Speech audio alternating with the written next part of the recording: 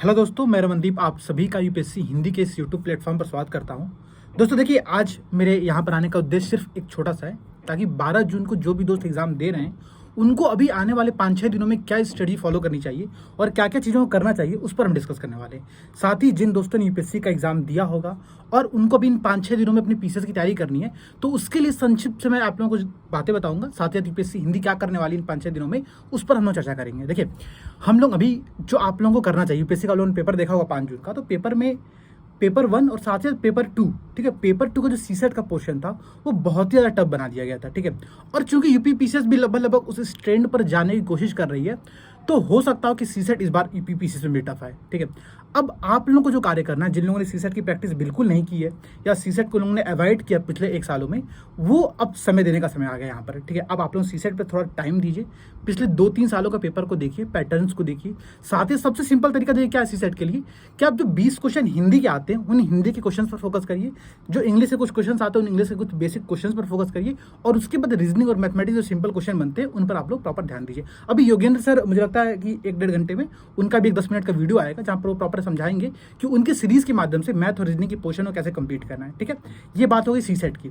अच्छा, जिन लोगों ने यूपीएससी का एग्जाम दिया था वो अब क्या करें 5-6 दिनों में, तो करना ये चाहिए हम लोगों को, आप लोग 3 से 4 पेपर लेकर के आइए, सैंपल पेपर किसी भी कोचिंग का, ठीक है। मैं ये नहीं कहूँगा हमारे यहाँ, कहीं का भी आप पेपर लेकर के आइए, मार्केट में आपको आराम से मिल जाएगा।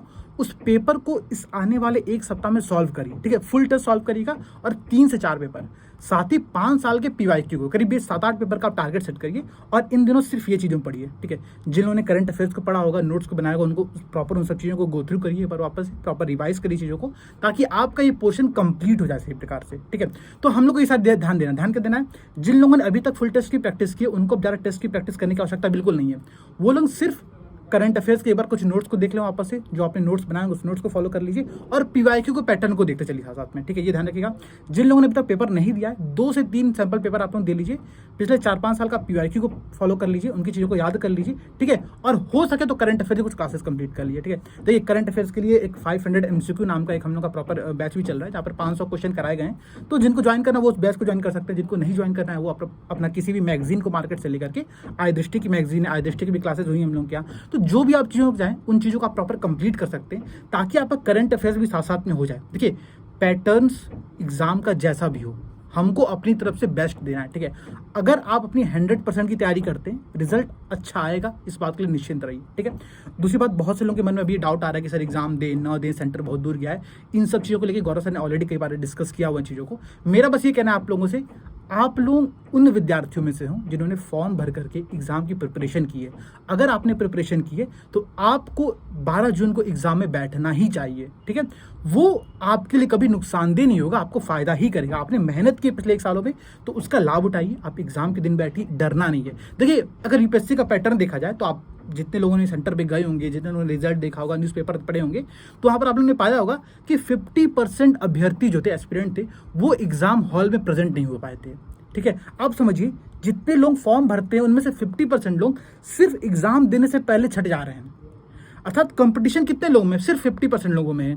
तो ये एक बहुत सकारात्मक बात है कि आप उन 50% में से बनिए जो एग्जाम के दिन लड़े, युद्ध मैदान छोड़ करके भागना नहीं है हम लोग को, ये बात ध्यान दीजिए, ठीक है। दूसरी बात, बाकी सब चीज़ें ग्रो थ्रू कर लीजिए। आज से हम लोग की लगभग पंचायत स्टार्ट हो जाएगी, UP PCS focused panchayat start होगी, तो हम लोग प्रॉपर 1 घंटों में उन पैटर्न्स को, उन क्वेश्चंस को भी डिस्कस करेंगे जो पिछले सालों में कभी कभी आए होंगे, ठीक है, या फिर जिनके आने की संभावना बहुत ज़्यादा है। तो इन सब चीज़ों को करिए, प्रैक्टिस करिए। अगर आपको कोई बैच ज्वाइन करने का मन हो तो आप बैच ज्वाइन कर सकते हैं। आपको डिस्क्रिप्शन में बैच के डिस्क्रिप्शन डिटेल्स और उनकी कॉन्टैक्ट नंबर वहाँ पर मिल जाएंगे, ठीक है। वहाँ पर आप लोग संपर्क करके बैच ज्वाइन कर सकते हैं। 2-3 चीज़ों को ध्यान रखिएगा, सीसेट को बिल्कुल अवॉइड मत करिएगा, सीसेट पर फोकस रहिएगा। यूपीएससी के पेपर में सीसेट एक बहुत बड़ा, समझ लीजिए, बैरियर बन सकता है, क्योंकि इसका पैटर्न जो इस बार आया था वो बहुत टफ था, ठीक है। मैथमेटिक्स और रीजनिंग के जो क्वेश्चंस आए थे, परम्यूटेशन एंड कॉम्बिनेशन, मैंने जब पेपर देखा तो मैंने देखा परम्यूटेशन एंड कॉम्बिनेशन के इतने सारे क्वेश्चंस आए हुए थे जो कि बहुत टफ थे ऑलरेडी, ठीक है। तो इसलिए मैं आप लोगों से वादा कर रहा हूँ, आप लोगों से रिक्वेस्ट कर रहा हूँ कि आप सीसेट को एक बार गो थ्रू कर लीजिएगा, सीसेट को पढ़ लीजिएगा, बिल्कुल अवॉइड मत करिएगा।